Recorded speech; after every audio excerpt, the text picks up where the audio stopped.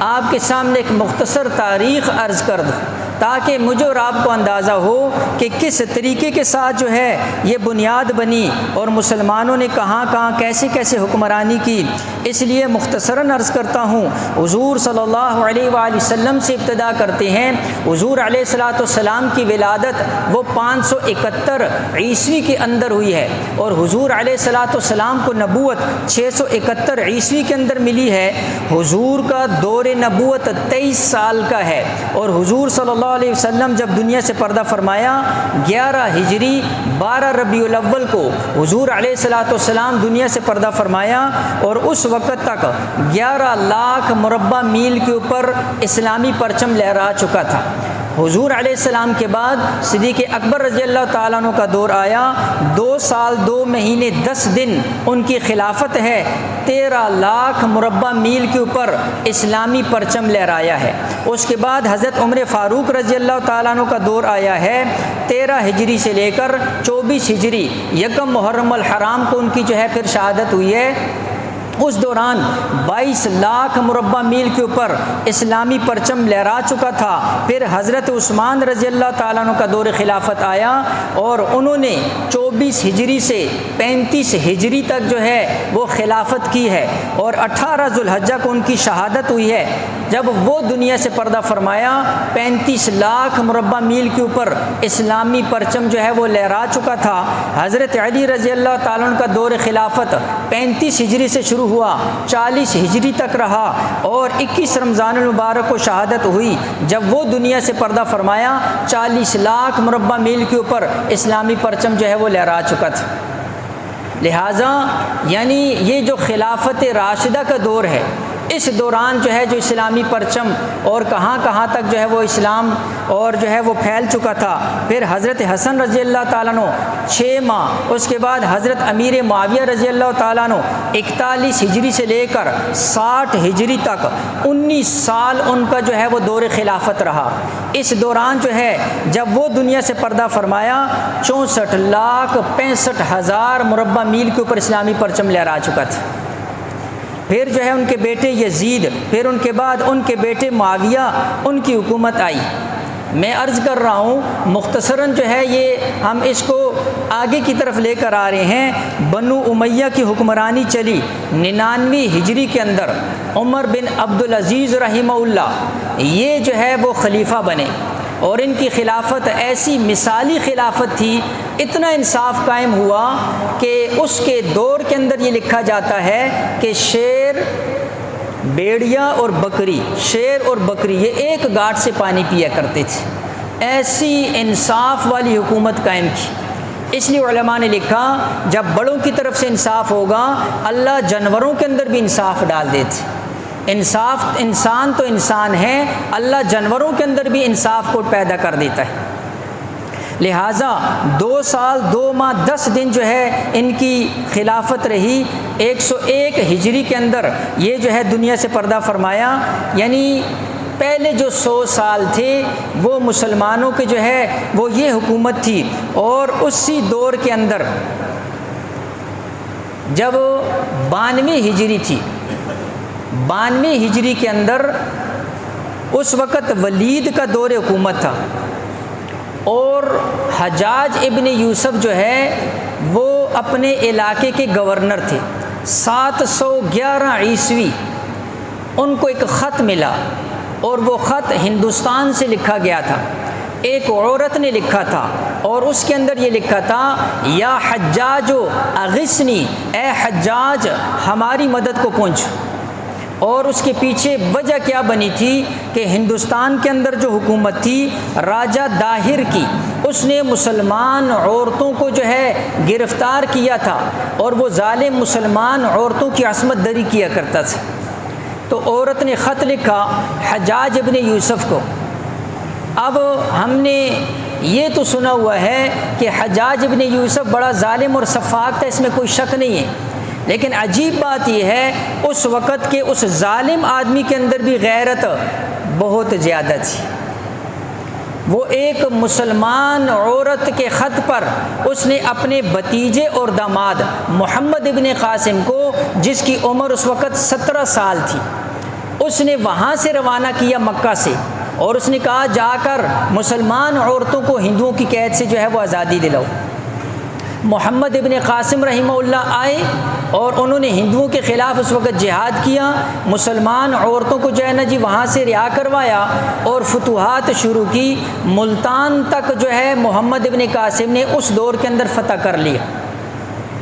300 سال تک جو ہے پھر یہاں پر یہ مسلمان اس وقت جو ہے چلتے رہے۔ تو جب اس کا دور ختم ہوا تو حجاج ابن یوسف کے بعد پھر جو ہے ایسے ہوا کہ مسلمانوں کے اندر سلیمان جو ہے وہ گورنر بنا۔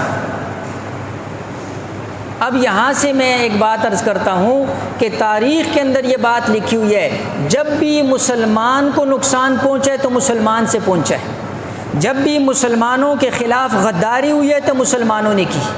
جب بھی مسلمان کو جو ہے کسی جگہ پر جو ہے کوئی نقصان پہنچایا گیا تو کافروں نے مسلمانوں کو استعمال کیا ہے۔ لہٰذا یہ سلیمان نے کیا کیا، اس نے جب دیکھا کہ محمد ابن قاسم ایسی جو ہے نا جو فتوحات حاصل کر رہا ہے، اس نے جو ہے صالح بن عبد الرحمن کو بھیجا، محمد ابن قاسم کو گرفتار کروایا اور محمد ابن قاسم کو شہید کروا دی۔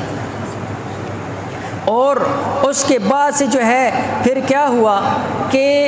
اب میں نے عرض کیا کہ مسلمانوں کو جو ہے وہ تکلیف ایسے ہی مسلمان سے جو ہے وہ پہنچی ہے، لہٰذا ایسا ہوا کہ یہ علاقے پھر 300 سال تک میں نے عرض کیا مسلمانوں کے پاس رہے۔ میں نے چونکہ ہندوستان کی تاریخ عرض کرنی ہے، 1002 عیسوی کے اندر 1002 عیسوی کے اندر ہندوستان کے اندر جو حکمران آئے اس کے اندر سلطان محمود غزنوی کے جو والد تھے، سبکتگین ان کا نام تھا، وہ افغانستان سے جو ہے نا جی یہاں پر آئے اور انہوں نے ہندوؤں کے خلاف جو ہے وہ کیا کیا، انہوں نے ہندوؤں کے خلاف جو ہے وہ جہاد کیا، فتح حاصل کی، علاقوں پر جو ہے وہ حکمران بنے، اور ان کے بعد جو ہے تاریخ کے اندر لکھا ہوا 1002 سے لے کر 1026 تک، یعنی جو ہے 24 سال تک وہ پھر محمود غزنوی نے جو ہے نا جی یہاں پر حکمرانی کی۔ اور محمود غزنوی جو ہے وہ بادشاہ تھا جو عدل اور انصاف کے ساتھ ساتھ اتنا بہادر تھا، آج بھی تاریخ کے اندر لکھا ہوا ہے کہ پوری دنیا کے اندر سب سے بڑے جب فاتح گزرا ہے وہ چنگیز خان ہے، اور چنگیز خان کے بعد سب سے بڑا فاتح وہ محمود غزنوی رحمہ اللہ ہے۔ لیکن وہی بات ہے، میں نے عرض کیا مسلمانوں کو تکلیف اپنے مسلمانوں سے پوچھی، لہٰذا اس کے بعد جو ہے جب یہ ہندوستان کے اندر آئے تھے تو ہندوستان کے اندر راجہ جے پال جو ہے وہ اس کی حکومت تھی، اور آپ نے بڑا مشہور واقعہ محمود غزنوی کا سنا ہوگا، سومناتھ کا مندر انہوں نے گرایا تھا، تو اس وقت ان کو پیشکش کی تھی سونے کی، چاندی کی، روپیوں کی، اور کہا گیا تھا کہ جو منہ مانگی قیمت آپ لیں گے، لیکن یہ جو ہمارا بت کھڑا ہوا ہے، اور یہ بت اس وقت کے دور کا علامت سمجھی جاتی تھی کہ جب تک یہ بت کھڑا ہے ہندوؤں کی حکومت رہے گی، جب یہ بت نہیں رہے گا تو ہندوؤں کی حکومت نہیں رہے گی۔ لہٰذا انہوں نے پیشکش کی محمود غزنوی کو کہ اس بت کو جو ہے نا جی آپ نے کچھ نہیں کہنا۔ محمود غزنوی رحمہ اللہ نے فرمایا میں ابراہیم علیہ الصلاۃ والسلام کی ملت کے اوپر ہوں، میں بت فروش نہیں ہوں، میں بت شکن ہوں، اس لیے میں بت پر پیسے تو نہیں لے سکتا۔ ہاں انہوں نے اس وقت اس بت کو جو ہے وہ پارا پارا کر کے اور اس وقت بتا دیا کہ ہم جو ہے بت بیچنے والے نہیں ہیں بلکہ بت توڑنے والے۔ اور تاریخ کے اندر علماء نے یہ لکھا اسلامی مملکت کی جو ہے وہ بنیاد یہ ہے کہ وہ بت کو، بتوں کی جگہوں کو، عمارات کو قائم نہیں کرتے ہیں، بلکہ اسلامی حکومت کا کام یہ ہے کہ وہ اسلامی حکومت بت شکن ہوگی، بت فروش نہیں ہوگی۔ لہٰذا میں نے عرض کیا، انہوں نے جو ہے جی اس کو کیا کر دیا، اس پیشکش کو جو ہے وہ ٹھکرا دیا۔ میں نے عرض کیا اس کے بعد جو ہے محمد غوری کی حکومت آئی، پھر اسی طرح قطب الدین ایبک کی حکومت آئی، بنو تیمور کی حکومت آئی، مغلیہ دور شروع ہوا، زہیر الدین بابر پھر آئے، اسی طرح مغلیہ دور کے اندر شہنشاہ شاہ جہان آئے، دہلی کی جامع مسجد کو انہوں نے تعمیر کروایا، لال قلعہ تعمیر کروایا، اور بڑے بڑے جو ہے نا جو ان کے صاحبزادے اورنگزیب عالمگیر آئے۔ میں عرض کرنا چاہتا ہوں ہندوستان پر ایسے ایسے حکمران بھی آئے۔ اورنگزیب عالمگیر حکومت سے کچھ بھی نہیں لیتے تھے، یہ بڑے اچھے کاتب تھے، قرآن کتابت کرتے تھے، پھر ہدیہ لیتے تھے، اپنے ہاتھ سے سلائی کر کے اپنے لیے حکومتی کی کوئی تنخواہ نہیں لیا کرتے تھے۔ ایسا بادشاہ بھی ہندوستان کے اندر ہے۔ اور اورنگزیب عالمگیر وہ ہستی ہے جنہوں نے ہندوستان کے اندر علماء کو جمع کیا اور ان علماء کو سب کو ایک فتاویٰ لکھایا، اس کو فتاویٰ ہندیہ بھی کہتے ہیں، فتاویٰ عالمگیری بھی کہتے ہیں۔ آج بھی ہمارے دارالفتاؤں کے اندر احناف کے بڑے فتاووں میں سے فتاویٰ عالمگیری ہے، جو اورنگزیب عالمگیر رحمہ اللہ نے علماء کو بٹھا کر اتفاق رائے سے جو ہے نا یہ لکھوایا تھا۔ اور اسی ہندوستان کے اندر ایسے علماء بھی آئے ہیں جن کو سلطان شمس الدین التمش رحمہ اللہ کہا جاتا ہے۔ یہ حضرت خواجہ بختیار کاکی رحمہ اللہ کی بھی جو ہے نا شیخ تھے، اور تاریخ کے اندر لکھا جب خواجہ بختیار کاکی رحمہ اللہ کا جنازہ اٹھا گیا اور ان کا جنازہ رکھا گیا، اس کے بعد ان کی وصیت پڑھی گئی، فرمایا میرا جنازہ وہ بندہ پڑھائے گا جس کے اندر 4 صفات ہوں۔ ایک تو یہ ہے کہ اس کی کبھی عصر کی سنتیں قضا نہ ہوئی ہوں، دوسرا یہ ہے کہ اس کی کبھی زندگی میں تہجد قضا نہ ہوئی ہو، تیسرا یہ ہے کہ اس کی کبھی تکبیر اولیٰ جو ہے وہ فوت نہ ہوئی ہو، چوتھا یہ ہے کہ کبھی تہجد اس کی فوت نہ ہوئی۔ جس میں یہ 4 صفات ہوں گی وہ میرا جنازہ پڑھائے گا، اس کے علاوہ کوئی نہیں پڑھے۔ ہزاروں کا مجمع کھڑا ہے، کسی کی ہمت نہیں ہو رہی۔ اور ایک جو ہے ان کی ایک جو ہے ان کی شرط یہ بھی تھی کہ جس نے قصداً کسی غیر محرم کو نہ دیکھا ہو، قصداً، جس کی نظر قصداً کسی غیر محرم پر نہ پڑی۔ اب اتنی بڑی بات، اب کون آگے آئے؟ تو تاریخ کے اندر لکھا ہوا کہ سلطان شمس الدین التمش رحمہ اللہ آگے بڑھے، کفن اٹھایا، حضرت خواجہ بختیار کاکی رحمہ اللہ جو بہت بڑے ولی اللہ تھے ان کے پیشانے پر جو ہے وہ بوسہ دیا، فرمایا حضرت آپ تو دنیا سے چلے گئے لیکن لوگوں کے سامنے میرے پردے کو فاش کر دیا، میری آج تک جب سے ہوش سنبھالا ہے عصر بھی کی سنتیں بھی کبھی قضا نہیں ہوئی، کبھی تہجد قضا نہیں ہوئی، تکبیر اولیٰ کبھی فوت نہیں ہوئی، اور آج تک قصداً کسی غیر محرم کو آنکھ اٹھا کر بھی نہیں دیکھا۔ یہ بادشاہ تھے۔ اصل میں علماء نے لکھا خواجہ صاحب لوگوں کو بتانا یہ چاہتے تھے کہ آپ کے اوپر ایسے حکمران ہیں، جب ایک بندہ حکمرانی کے اندر اتنا تقوی اختیار کر سکتا ہے، بادشاہت کے اندر اتنی نیک بن سکتا ہے اور اتنا پرہیزگار بن سکتا ہے جس کے اوپر پورے ملک کا بوجھ ہو، جب وہ اتنا نیک بن سکتا ہے تو عام بندہ کیوں نہیں جو ہے وہ پرہیزگاری کو اختیار کر سکتا۔ حضرت خواجہ صاحب نے جاتے جاتے گویا کہ لوگوں کو یہ پیغام دے دی۔ لہٰذا ہندوستان کے اوپر ایسے بھی حکمران، ایسے بھی جو ہے نا دور آیا۔ ایک دور ایسا بھی پھر آیا جب اکبر کی حکومت آئی، یہ ایسا بدبخت تھا، اس نے پورے دین کو بدل کے رکھ دیا، نعوذ باللہ اس نے کلمے کو بھی بدل دیا۔ اس نے اعلان کر دیا کہ اسلام، دین اسلام کے 1000 سال پورے ہو چکے ہیں، اب نعوذ باللہ 1000 سال کے بعد کوئی مجدد آئے گا، لہٰذا اب نعوذ باللہ ہمیں اس دین کی ضرورت نہیں۔ اس نے کلمہ جو ہے جاری کر دیا، لا الہ الا اللہ اکبر خلیفۃ اللہ، اور یہ اپنے سامنے لوگوں کو سجدہ کرواتا تھا، نماز کا بھی پابندی لگا دی، زکوٰۃ کے اوپر بھی پابندی لگا دی، نیا دین اکبری آپ نے سنا ہوگا لوگوں سے، دین اکبری کی بنیاد رکھی۔ اس وقت اگر اس کے سامنے کوئی کھڑا ہوا، شیخ سر ہند رحمہ اللہ جن کو مجدد الف ثانی رحمہ اللہ کہا جاتا ہے،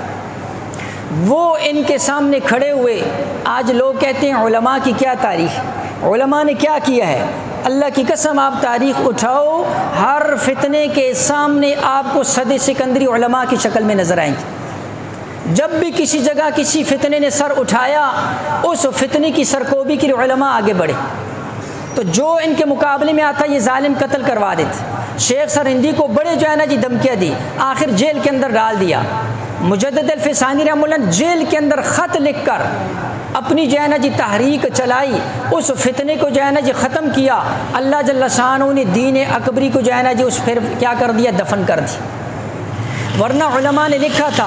خدا نہ خواستہ اگر وہ چل جاتا، آگے بڑھ جاتا، تو اس وقت ہندوستان کے اندر پیدا ہونے والا پھر جو ہے کوئی مسلمان اسلام کا نام لینے والا نہ رہتا۔